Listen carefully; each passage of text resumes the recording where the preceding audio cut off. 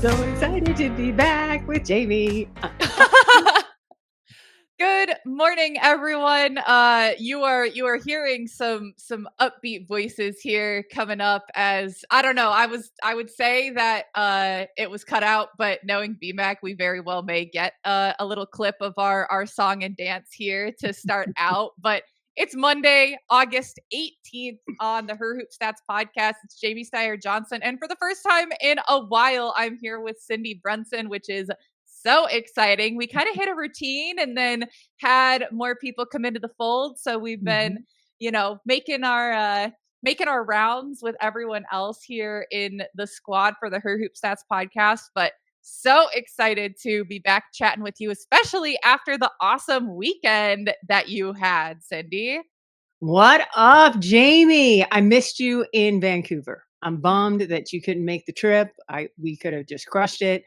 Shout out to my sister, Kim. She was a fantastic travel partner, picked me up at the SeaTac airport. We drove up to Vancouver, had a little time in the city on Thursday before the torrential rain started, the day of the game, and we're able to be out and about. So that was really cool. Shout out to the Tempo. I got the gear, the shirt, the activations, everything was there. General Manager Monica Wright Rogers also announcing during the game that Toronto would pull through Vancouver at the Rogers Center twice next season. And actually, they posted a QR code on the Jumbotron. Hey, get your stuff now, which I thought was brilliant. So it was a wonderful experience. It was kind of wild because Atlanta and Seattle meeting yet again for the second time in 3 days. But in this venue, it was a regular season Canada game for the first time in WNBA history. And Atlanta was the home team.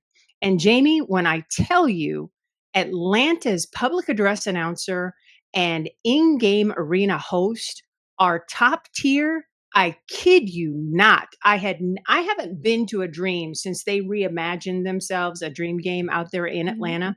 And I tell you what, I understand why those fans are hyped because their crew does an elite job. And the only thing that helped Seattle get across the finish line was that it was a predominantly Storm crowd, and they absolutely cheered their way to victory toward the end, really screaming defense and helping the Storm get across the finish line there and stop that massive 6-game slide. But I tell you what an experience. Well done, Rogers Center.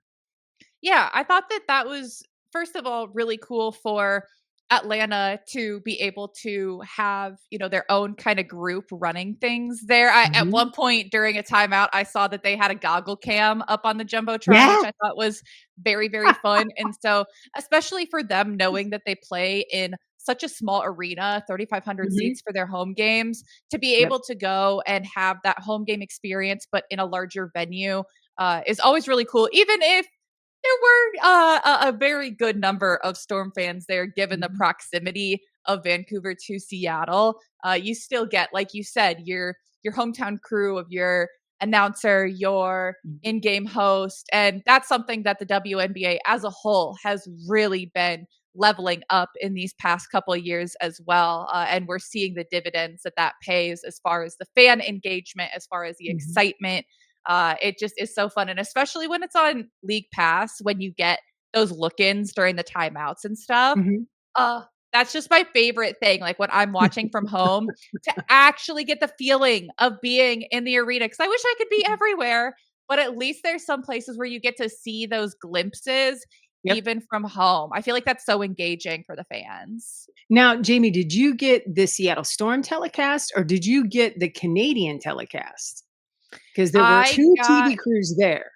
Yeah, I got the Storm telecast. Okay. I would have really liked to see the Canadian telecast, but at least we got some of those look-ins during the commercial breaks to what was happening in arena. Yeah, shout out to the Canadian telecast because they brought in native Megan McPeak, and she was the play-by-play.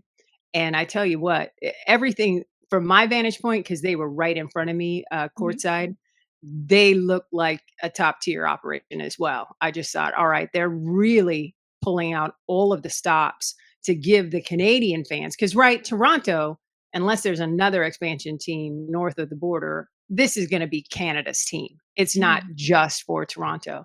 And I thought they did a really good job of embracing the entire country and getting everybody involved with this activation. Yeah, and that's really big for the first team outside of the United States, right? Where, Yeah. okay, we are going to really make this a broad appeal. I think, as you said, to announce live that you're going to bring a couple of games over there for the next regular season, that Mhm. just it took it over the top for Yeah. me, where it's already great to be engaging across the country and it's already great to be having this, I mean, technically Atlanta home game, more of a neutral site game that leans Mhm. towards Seattle. But regardless, to get a game up in Canada ahead of the tempo starting next year, but then just to throw that in the mix, like, hey, yeah, also, we are confirming that we are going to continue to be really engaged here and we are going to continue to appeal to, as you said, the country as a whole. This is a country that loves their basketball, that loves Mhm. supporting their teams. You know, we see it in the NBA, we see it in the MLB. And so it's really neat to have not just this announcement, but to do it at a regular season game, the first regular season game in Canada. It just was another case of an expansion franchise really hitting all the right notes. Oh, for sure. And they were embracing the fact that Vancouver had an NBA team at one point. A lot of folks were wearing their Grizzlies gear and they were going up on the Jumbotron, bring back the Grizzlies, bring back the Sonics, cross promoting there and connecting the fan bases that both miss their NBA franchises dearly. So that was really cool. And it was a very enthusiastic and basketball smart crowd. We had a group of Canadians behind us and they knew all the players. They understood everybody's role on the floor. They follow the WNBA. They're super excited to follow the tempo and root for. Of course, they're hoping for more Canadians on their roster, but they were super fun. They just were so appreciative of the fact that basketball is indeed coming back to the province, and they're just so excited.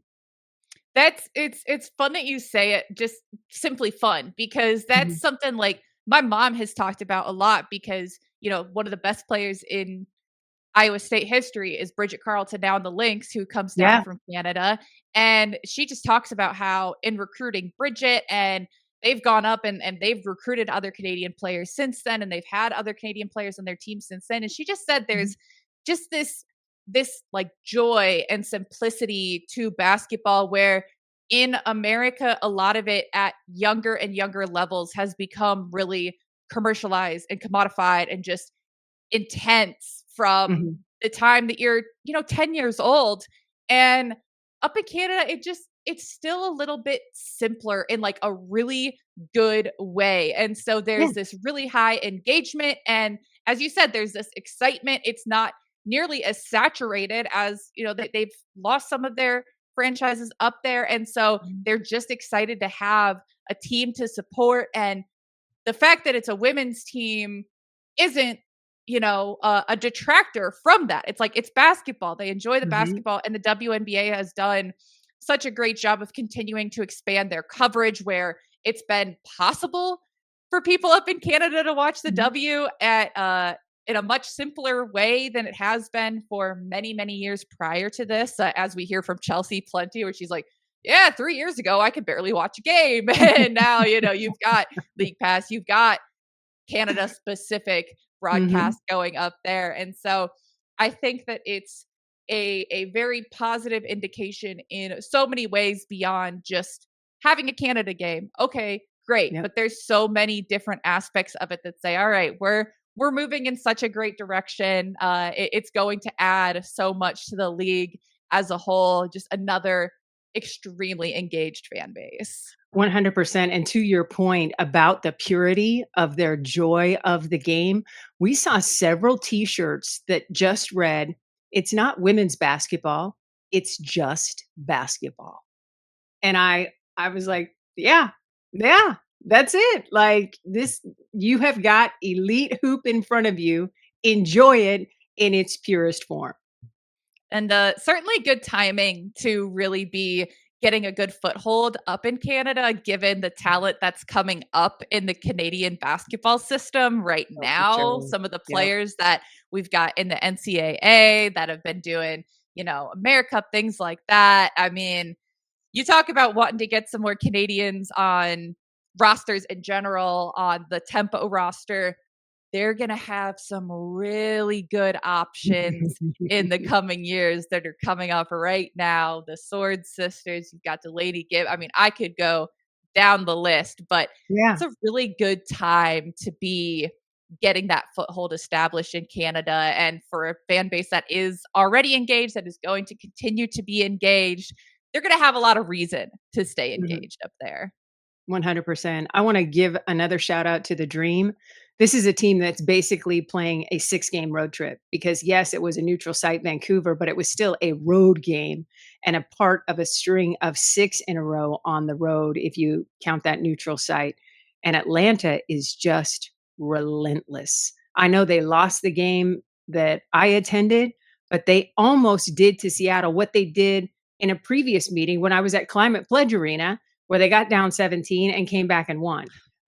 Friday night, it was 15, and they were within an eyelash of winning again. It's the only stumble they've had on this road trip, and they've maintained that 2 spot and have been so impressive. The levers and buttons that Carl Smesko is pushing continue to impress and amaze. For me, he's moved to the top of the leaderboard in Coach of the Year, Mhm. and if Dan Padover doesn't win GM of the year, something is wrong because that guy has built a super team that can just beat you in whatever way you approach that team that night. Got to throw size at you. Boom. BG, go to work like she did against the Valkyries. Do we need to go small? No problem. Boom. When Jordan Canada was healthy, they could go super small when they needed to. So it's really amazing. And they never get away from what they want to do, right? Shoot a bunch of threes, make a bunch of late ins, dominate the paint. It's been super surprising, refreshing, and quite frankly, I did not have Atlanta challenging for the top spot in the league when the season started. Yeah, I continue to be so impressed with what Atlanta's doing. And BMAC and I were talking a little bit before the episode started. We've talked about this extensively where there's chatter from very engaged fans and especially from Atlanta Dream fans of Mhm. how is this team not getting more recognition? And it's hard because you and I obviously are extremely tapped in. We follow a lot of people that cover specific teams that cover the league very in Mhm. depth. But when you do look at more of the mainstream coverage, they don't get talked. They have not been No. talked about much over the course of the season, and they still are not really being discussed that much, which seems impossible when you have Yes. now moved in front of the New York Liberty for the second seed in the Mhm. league. It blows my mind that it's possible, and yet that's what we're seeing. But I mean, they maintain this level of consistency in execution, even when it Mhm. isn't in the way they play the game. Because, like you said, they have so many different options. They have Yep. this dominant post presence on top of tremendous playmaking from the perimeter, tremendous shooting ability. And they've had some games where they don't shoot great from three, but they can still win because of second chance opportunities have been Yeah, pain really, points. really big and Yep. paint points. Bree Jones. Exactly. It's Bree Jones. She is a Yeah. walking offensive rebound waiting to happen. She It's I mean, uncanny her ability to rebound a basketball and put it back in. it truly is, and I mean, it's so just smart. She's so smart with her positioning. I've said this Mhm. before, I'll continue to say it. In my mind, Bree Jones is 6'5". Like, Oh, just the 100%. way she plays is Yep. so much bigger than her actual stature. Like, every single time I actually see a still shot of her standing next to, like, BG or any other Mhm. post player, and I have to recalibrate in my head what her height is, or when they pull up her little player card and it's, 6'2", 6'3", I'm like, Yeah. that just can't be right because she plays so strong, she plays so smart, and she she just has this level of strength, but finesse, where it's a Mhm. tough combination. And it's really, in a lot of ways, similar to BG, where BG has the height Yeah. and then has this tremendous touch, this tremendous intelligence around the rim. And so And the you're not hook just relying shot, to the see hook the hook shot. shot in person again was amazing. Oh my gosh. I mean, it doesn't get better. It's literally the hardest shot to defend in the Yeah. game Yeah, as and a you really whole. only see it on the regular from BG and Tina Charles. They're Mhm. really the only 2 currently in the league that use it on a consistent basis, and to your point, you can't stop it. You just on your best day, you can give it your best effort, and it ain't gonna work because that ball will go through the hoop. Yeah, I mean, when you have the angle and when you have the space to get the shot off, and by that I mean the space to get the ball from your shoulders up, Mhm. that's it. Like, all you can do is try to prevent the ball from getting into the post or try to prevent them from raising the ball up, which usually Yeah. is going to be a foul, even as much as you want to have, a strip or a jump ball or whatever.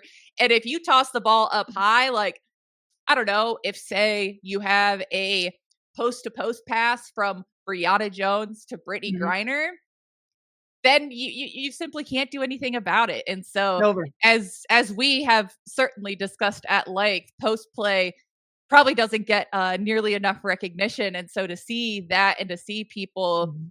enjoy that, to see people execute that, is very refreshing, and it's something that just makes the dream that much tougher to play against. And we saw, their first stumbling block in quite a while against Seattle, but there were times where it looked like that game could have been pretty well put away, and they simply would not give up, would not give in. And that's why they Mhm. are where they are at this point in the season. They're not going to win every game, but they're winning a lot of games because of a refusal to stand down. 100%. Another team that just does not get the national love that it should, in my opinion, Phoenix. I mean, you go on Sue Bird's, statue reveal day and win in their house. And oh, by the way, AT comes through with yet another triple double. And everybody's talking about, oh, what's wrong with Seattle? How about what's right with Phoenix? Seattle's kind of been on a slide for a minute. Like they Mhm. need to figure some stuff out. They had Jewel Lloyd, who wanted to leave the team before the season started, demanded a trade. You've had 2 players demand a trade since the season started in Lee Yaru. And it's just, I'm and Alicia Clark. And I'm struggling to understand why people just don't let Seattle be Seattle. Like they've got to figure it out. Clearly, something is not right. There's way too much talent on that roster for the win losses to not be better than they are right now. But let's look at Phoenix. My goodness gracious. AT is on pace to record more assists than the record that Caitlin set last year. Think about that. Yes, she's got 4 more games on the schedule, but she missed 5 early in the season. So that's a wash. So she can finish with 350 assists. That's what she's on pace for. The triple double record, ridiculous. She's already had 5 of them this season. And here's the deal. When you look at AT, not only is she doing this at a record clip, she is about to make more history as well, Jamie. There's only one player in WNBA history, Courtney Vandersloot, to record 2 300 assist seasons. Well, AT already has 2 on her resume, and she is chasing down an unprecedented third. I am amazed at the effort and energy that AT brings every day. And for me, the MVP race has completely shifted. It's Alyssa Thomas, Asia Wilson, and then Fee because Minnesota keeps winning without Nafisa Collier. Yeah, I mean, it's tough because I think that it's the dual element of Minnesota continuing to execute without her and missing extended time. Like, Mhm. if you miss time, but they struggle, you see the use. But Yes. even so, missing time affects these awards, or Yeah. should at the very least. And so Yeah. I think there's, first of all, I think there's a lot of difficulty sometimes in defining what the most valuable player is. I do wish that there were maybe more specific guidelines that were agreed upon Mhm. by the league, by the voters, just to provide some clarity. Because I just think that there's so much to be left up to interpretation, which is kind of the purpose. But at a certain point, I do think that it would help the narratives if there were even a couple more specific guidelines. Mm. But I think that's kind of a thing that comes with time, or perhaps when you have different voting bodies, when you have that higher engagement with the league, maybe that'll help. But regardless, you certainly can't ignore what Alyssa Thomas is doing. I mean, she does it night in, night out. We talked last week, myself and Brittany, talking about how Cheryl Reeve, sometimes it works against her to have the high level of success that she's had for Mhm. such a long time, especially when you talk about, coach of the year race. I personally also have Carl Smesco as my top right now, but I don't think Cheryl Reeve really has been talked about much at all and should at least be in the conversation. But in the same way, Alyssa Thomas, when you are this consistent, when you have this level of contribution, regardless of who's around you, regardless of where you are, regardless of what exactly you're being asked to do, Mhm. it just starts to get taken for granted. And that's obviously the job of the media, is to ensure that people have the context, people understand this is what you're watching. This isn't just, wow, she has a lot of points, or oh, she has a lot of assists, or oh, it's Yeah. kind of cool that she has another triple double. It's like, no, it's not just kind of cool, like it's unprecedented. Like what she's This doesn't doing happen. It has just not been doesn't happen done. all the time. Exactly. And to also give the historical context of, like, she is the prototypical point forward of, like, this isn't Mhm. something that really was happening prior to her. Like the closest comparison you can give is probably Candace Parker, and Yeah.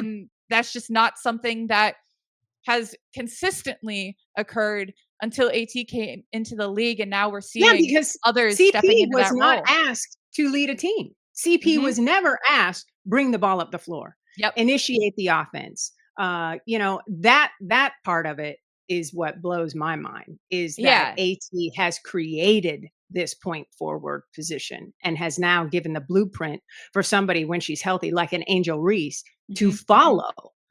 It just wasn't there in volume like it has been with AT. And then the fact that when I looked up and I was like, she's chasing down 300 assists. She could get Caitlin Clark. Who else has had 300 assists? And I see Courtney Vandersloot twice, and that's it. That's the list, getting north of 300. And there's Alyssa Thomas with a pair herself of 300 assist seasons. That's when I'm like, okay, if you take Alyssa Thomas off of the Mercury, and we saw them struggle when she was out earlier in the season, completely different team, because she literally is the engine. So that speaks MVP to me, to your point. Like, what does it look like? What is the MVP? And then what Asia Wilson is doing, 8 30-point games this season, 8, and 3 in the last 7, all wins for the Aces, as they have vaulted up the standings. And I don't know where Asia taps this extra gear. We saw her do it against France in the Olympics, right? Where she just goes, I got more. I'm going to find it for you. She has done that for the Aces. That, Melissa Smith and Jewel Lloyd coming off the bench, has just been a recipe for super success. And now, watch out. Las Vegas has its swagger back. The swagger was gone. It is now back. They become one of the most dangerous teams in the league as a result. And here we go again. Are we going to see Asia Wilson become the first woman in WNBA history to win 4 MVP awards? She's at the tip of my tongue. I'm telling you, the way she has balled out and just said, okay, Minnesota came in and destroyed us. Las Vegas could have folded up and said, look, let's play for draft picks next year. And they didn't. She grabbed that white t shirt. She walked into the practice facility and said, not today. We are different. Let's show everybody how. Get on my back.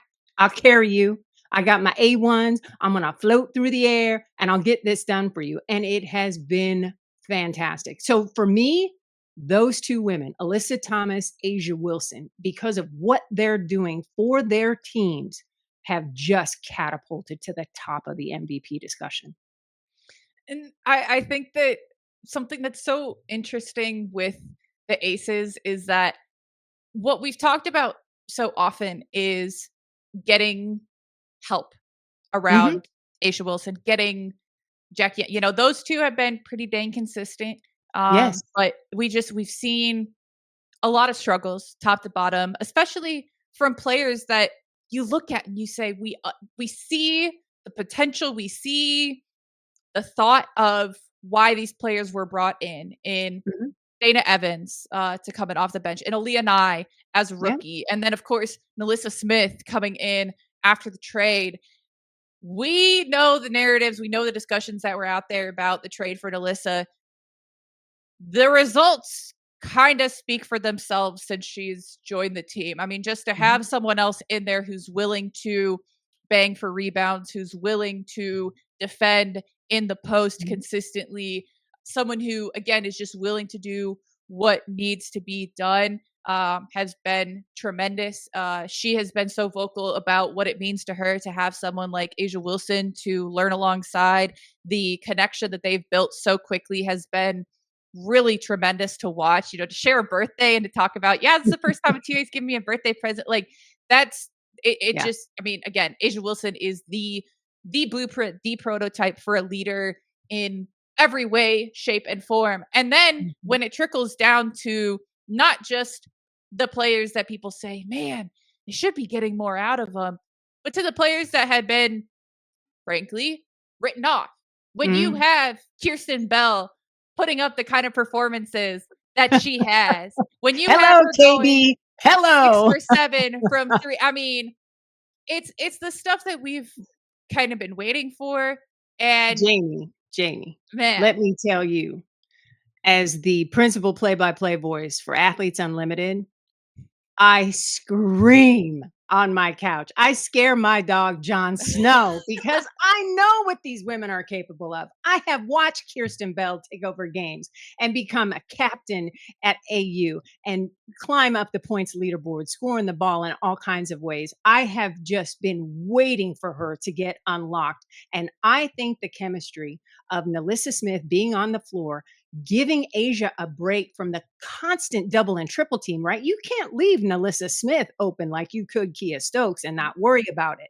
So that just creates another element for the offense. And then Becky's like, okay, well, this is kind of working. KB, go to work. And now she's got the confidence of the coach that, quite frankly, from the sidelines, outside looking in, I don't think she's had in a long time. So Mhm. that's been so wonderful to see her unlocked. So I've had one 50-point game in my career that I have called.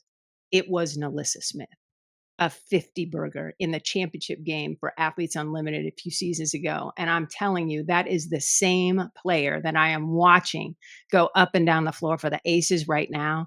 And it is so wonderful because the way fans dogged her on the way out the door at Indiana, how there was like, what are you doing? The fans in Dallas, no, you can have her, good riddance, blah, blah.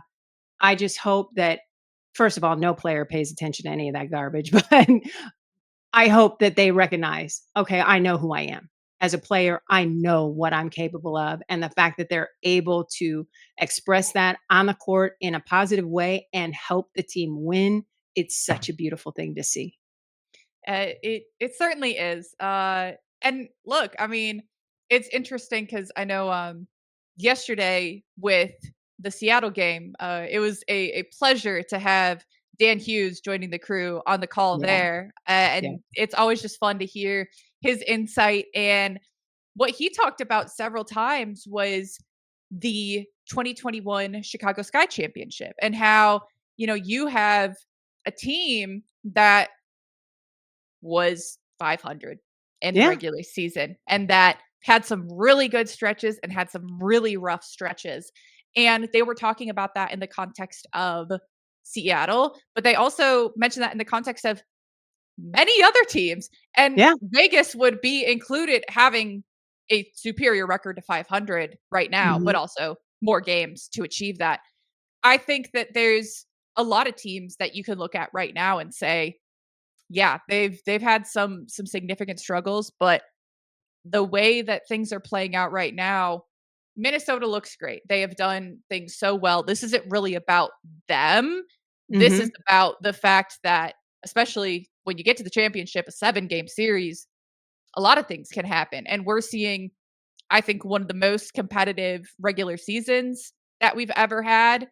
And Yeah. that lines up for an extremely competitive postseason. And so if teams can manage to stay fairly healthy, which is a pretty big if, considering the condensed schedule, considering additional regular season games and additional Yeah. postseason games, you never know what's going to happen. And these teams are Mhm. just doing what needs to be done to put themselves in these great situations. And we're going from talking about a potential postseason without the aces to, well, are they going to end up securing home court advantage? Because right now, that's the spot they're in. Oh, yeah. When they beat the Mercury, I was like, that was the goal. They just looked at the standings and said, if we take care of business here, we will move up and we will be top 4 because that home crowd in Las Vegas, when they switch arenas and go to the bigger venue, they can get 17,000 bodies in there, man, and they fill it up. Those fans understand the assignment. So, and then you've got fans flying in from South Carolina, right, for Asia. So it becomes a whole different vibe in the postseason. So the league really, really messed around and played with its food, letting Las Vegas for now have home court because that could be problematic. And it'll be interesting to see if what Minnesota has done in the regular season will hold up in the playoffs. Mhm. Yeah. Because if Fee isn't as healthy as she needs to be, are they vulnerable? Even though they've, have they built a great regular season team and not a great playoff team? That's my only question, because otherwise, this is the 2021 season. To Dan Hughes's point on the Storm telecast, when Phoenix got to the finals as well, they didn't Mhm. have home court either. It was just kind of like, okay, here they're on a roll. And I will take this to my grave. Had Kia Nurse not blown an ACL, Phoenix would have won that title. Yeah. Nurse going down with the injury would just cratered the rotation. It just ruined the defense, cost them offense, the whole thing. Credit to Chicago, of course. Ka was just Ka Copper. Everybody got to know KFC in that MVP finals run. But I'm telling you, that was Phoenix's trophy to lose. And it still just grinds my gears that Kia got hurt. But again, to your point, Jamie, it's all about who's healthy. And Mhm. what about Indiana? Caitlin is going to take this week, right, to practice with the team. So if she can steady the ship and give them offense to complement the WNBA's leading scorer, Kelsey Mitchell, who just has been out of her mind, awesome, holding the Fever together despite all of these devastating injuries to Sid Colson. Sophie Cunningham now went down, Erin McDonald. I mean, it's just a mash unit over there. And yet, because of Kells, they're finding a way. So that's a team I wouldn't want to face in the postseason either.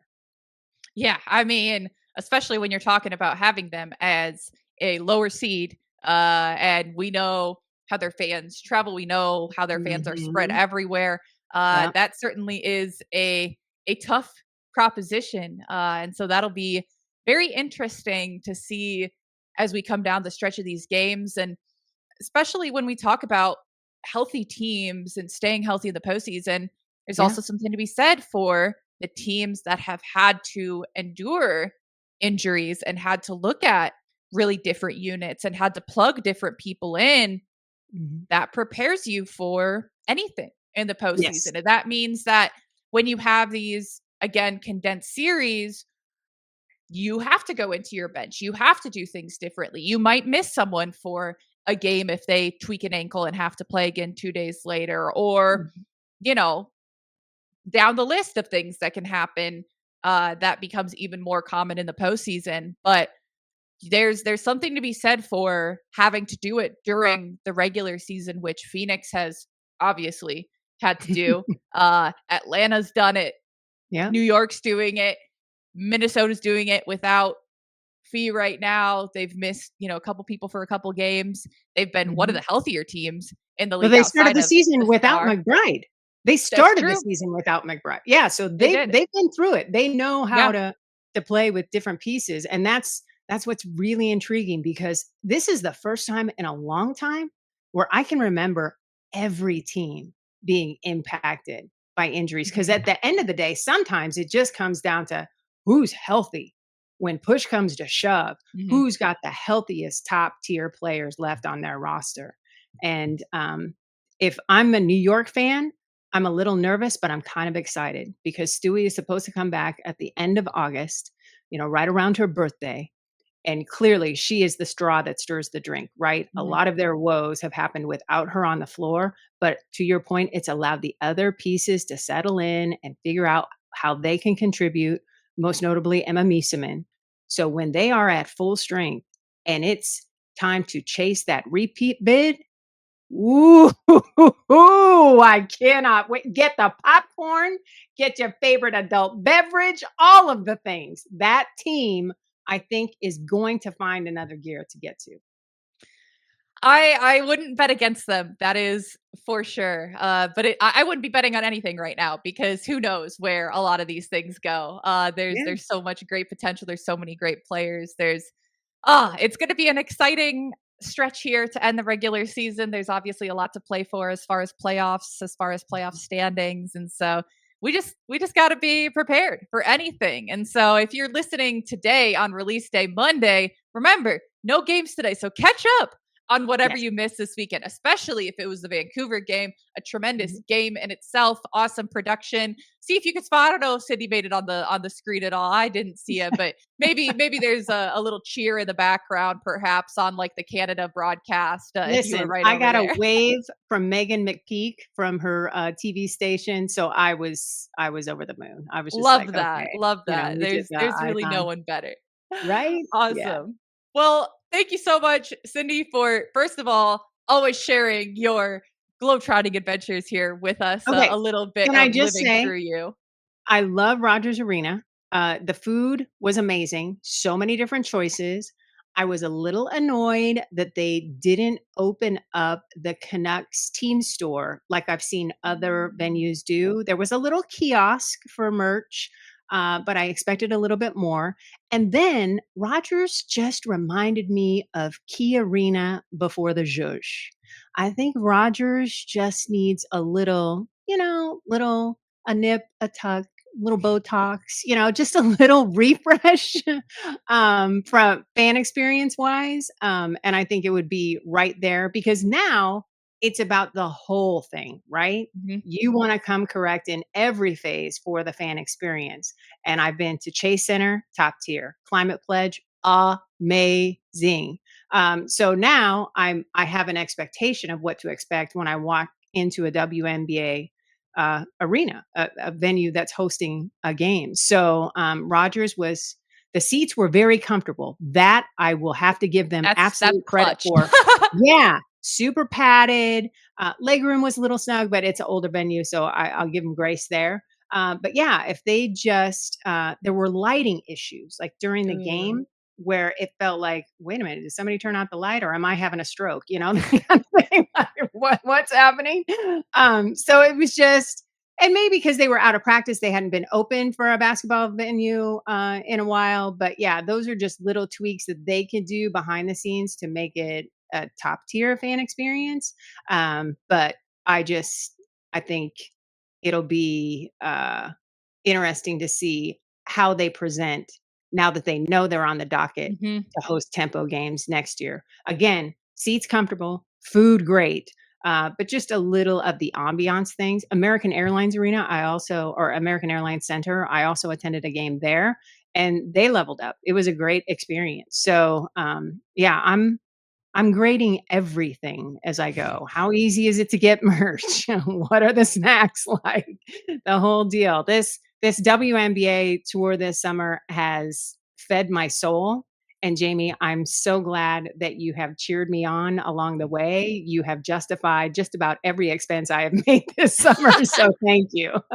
I'm always here to justify expenses. If I'm going to do one thing, I can certainly do that. And it's nice to get a little bit of a dress rehearsal, I think, for Vancouver, where, okay, now you know you have a couple more games coming in. So I'm Yes. excited to see what the changes are, maybe the jump from this year to then having Mm, those next season. And mhm. one more quick little thought to give there as Yeah. BMAC reminding us one of the big events of the weekend that we haven't even Mhm. really discussed. We talked about Dan Hughes being on the broadcast for Seattle, but Mhm. not why that was, which is Sue Bird's statue unveiling in Yeah. Seattle, which you mentioned winning as a road team in that event is quite impressive. But the Yes. statue itself and the event itself, Stunning. tremendous. Mhm. Just just terrific. A gorgeous Yes. statue, extremely well done, well deserved. A great Swing event. Cash's speech, I Yes. literally stood up off of my couch and applauded.